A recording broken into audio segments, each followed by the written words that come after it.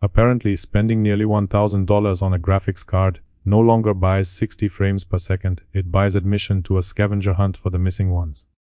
Today, closed beta footage of Gears of War E-Day reportedly shows an RTX 5080 running around 40 to 50 frames per second at 4K maximum settings, with 60 appearing mainly when the screen stops behaving like a battlefield. Unfortunately, nobody has confirmed whether those clips used native 4K DLSS Super Resolution or another helpful setting, quietly carrying part of the load. That uncertainty changes the entire argument, because native 4K with heavy ray tracing would be punishing, while an upscaled image still circling 50 would smell considerably worse. Worse, Xbox advertises 4K and up to 60 frames per second, which is corporate language for placing the impressive words together, while keeping the useful explanation in another building. Meanwhile, ordinary players should care, even without an RTX 5080, because today's near-flagship warning usually becomes tomorrow's mid-range guide, titled 7 settings you must execute immediately. So, are we looking at poor optimization, an absurd ultra preset, or a normal beta being marched through the outrage factory before anyone checks the bloody menu? By the end, we will separate what the footage proves, what it cannot prove, and why vague performance marketing is the real villain. Naturally, E-Day exists because Microsoft remembered that people once liked Marcus Phoenix, Dom Santiago, horror chainsaw rifles, and soldiers built like concrete wardrobes, with unresolved emotional damage. Instead of pushing the timeline deeper into sequel fog, the coalition returns to Emergence Day, 14 years before the original game, where nostalgia remains Xbox's most dependable launch feature. Conceptually, that choice makes sense, because Gears works best when the locusts feel terrifying, the world feels doomed, and the heroes look exhausted, rather than ready to advertise limited edition trainers. Officially, the game promises darker horror, cooperative combat, dynamic destruction, and enough lighting technology to give every broken bottle a tragic childhood. Beneath that sits the consumer question modern marketing treats like a hostile interrogation: which hardware delivers which frame rate at which settings? Perform the degrading rituals demanded by our algorithmic landlords. Like the video, subscribe to the channel, and support it if you enjoy watching expensive promises collide with visible counters. Otherwise, YouTube will bury this upload beneath 12 shocked faces, 5 sponsored apologies, and a 40-minute defense explaining that stutter improves immersion, because real wars probably had poor frame pacing. Returning to the evidence, DSO Gaming reported on clips posted by closed beta participant Aerial Combo, showing the game on an RTX 5080 at 4K maximum settings. Unlike a controlled benchmark, those videos provide no repeatable route, complete processor details, driver version, frame time graph, 1% lows, or full recording of every graphics option. Therefore, nobody honest can declare the finished game broken from these clips alone. Equally, nobody sensible should pretend that a near-flagship card, spending much of its time below 60, is too trivial to discuss. Here lies the villain, early enough to matter: performance marketing stripped of performance context. 4K sounds wonderful, until someone asks about internal resolution. 60 frames sound lovely, until the counter reaches them, only while Marcus studies an unusually peaceful wall. Recommended hardware looks reassuring, until the company forgets to recommend an actual experience. Generated frames look impressive, until the base frame rate moves like a drunk shopping trolley. Remember, the RTX 5080 is not Nvidia's absolute flagship, because the RTX 5090 occupies that throne, for people whose gaming rooms require industrial cooling permits. Still, Nvidia lists the 5080, with 16 GB of GDDR7 memory, and a starting price of $999, placing it firmly inside the "this had better be good" category. Maximum settings give Microsoft a legitimate defense, since ultra presets often include effects designed for future hardware, comparison screenshots, and players capable of identifying softer shadows during an active chainsaw execution. Under those conditions, native 4K with ray tracing in an unfinished build could reasonably fall below 60 without proving catastrophic optimization.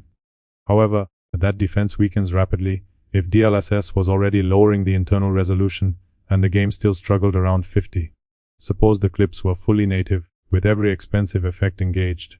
Then the result becomes a warning about an extremely demanding preset, not evidence that the coalition has committed a felony against computer science. Assume instead that Super Resolution was already rebuilding the image from fewer rendered pixels. Suddenly, the $1,000 card is not rendering 4K so much as supervising an artificial intelligence group project, where everyone claims credit for the final slide. Crucially, Super Resolution rebuilds the picture from fewer rendered pixels, while frame generation creates additional images between normal frames. Reflex targets latency, because a larger counter means little when your mouse input still requires approval from regional management.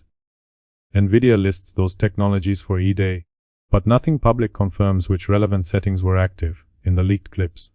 Put simply, the footage raises a real question, without answering it. Now comes the mid-video mystery Microsoft should answer. Before everyone starts benchmarking, what exactly do the recommended specifications recommend? Steam lists an RTX 3060 Ti, or RTX 5060, 16 GB of memory, DirectX 12, and 130 GB of storage. Missing from that list are the target resolution, graphics preset, expected frame rate, ray tracing level, and intended upscaling mode. Anyone using those recommended cards must, therefore, wonder whether recommended means 1080p at 60, 1440p with DLSS, reduced ray tracing, or all three, tied together with optimism. Essentially, the requirements tell you what to buy, while refusing to describe what the purchase should achieve. Perhaps the target is perfectly reasonable. Alternatively, the document was written by an oracle, who communicates exclusively through GPU model numbers. Without defined targets, the list functions less like guidance, and more like a horoscope for your computer. Would you accept 50 frames at maximum 4K on a 5080, or has a $1,000 card earned the right to expect more? Next comes Unreal Engine 5, the industry's magnificent traveling salesman, offering cinematic lighting, dense worlds, and the thrilling possibility that entering a corridor may briefly stop time. E-Day combines hardware ray tracing with demanding lighting and geometry systems. Visually, that can produce richly detailed rooms that look excellent when nobody is moving. Practically, players do not control markers through a promotional screenshot. Once bullets fly, locust charge, smoke spreads, and every simulated lamp begins calculating its contribution to existence. Stable frame times become rather important. Nobody wants a firefight transformed into an interactive slideshow because a chair in the corner has achieved ray-traced emotional depth. Defenders correctly point out that lowering a few expensive settings can create large performance gains with minimal visual loss. Critics fairly answer that Xbox itself presents E-Day as a modern technical showcase and advertises 4K with up to 60 frames per second. Both positions can be true, which is inconvenient for the internet, because balanced conclusions do not fit neatly inside thumbnails containing red arrows and the word destroyed. Beta status also matters. Unfinished builds may contain debugging systems, incomplete shaders, immature drivers, broken options, and code already scheduled for optimization. Yet, it is only a beta, cannot become holy water sprinkled over every warning sign until launch day arrives, wearing a 40 GB update. Early access to the open beta begins on August 6th, while the full game is scheduled for October 6th. Independent testers will soon compare native resolution against DLSS modes, examine ray tracing costs, measure frame times, and discover whether the leaked footage represented a worst-case scenario or the normal experience. For now, the clips remain a credible warning rather than a final verdict. Credit should be given where it is due, despite the paperwork involved. From the available footage and official material, E-Day appears committed to oppressive horror, weighty combat, reactive environments, and Marcus looking like a refrigerator that has just received bad news. Better still, the coalition seems to understand that Gears needs brotherhood, brutality, ugly monsters, and weapons designed by engineers who considered subtlety a medical condition. Marcus and Dom's relationship is supposed to provide the human core that modern blockbusters often replace with exposition, quips, and an emotional support crafting menu. Regrettably, none of that matters if the firefight feels worse than the trailer looks. Microsoft now has an easy way to prevent this argument from becoming another launch week circus. Publish clear targets for common presets.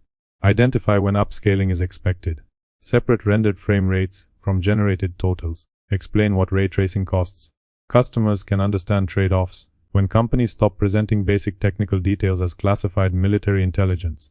Ultimately, the footage does not prove that Gears of War E-Day is an optimization disaster. Rather, it shows a near-flagship GPU falling below 60 in a closed beta scenario, whose most important rendering detail remains unknown. Calling the finished game completely broken would be dishonest. Dismissing the concern because Ultra is demanding would be equally lazy. Right now, E-Day is a $1,000 warning sign with a blank space where the DLSS answer should be. My prediction is that the game will look excellent, run acceptably, after sensible settings changes, and inspire several guides explaining which ultra option consumes 18 frames, while improving the shadow beneath one damp brick. Demand receipts rather than disaster declarations, because credibility lasts longer than an outrage cycle, and ages better than generated frames. Somehow, Microsoft may even locate those missing frames before October 6th, ideally somewhere other than inside Nvidia's marketing department. Anyway, that is everything for today.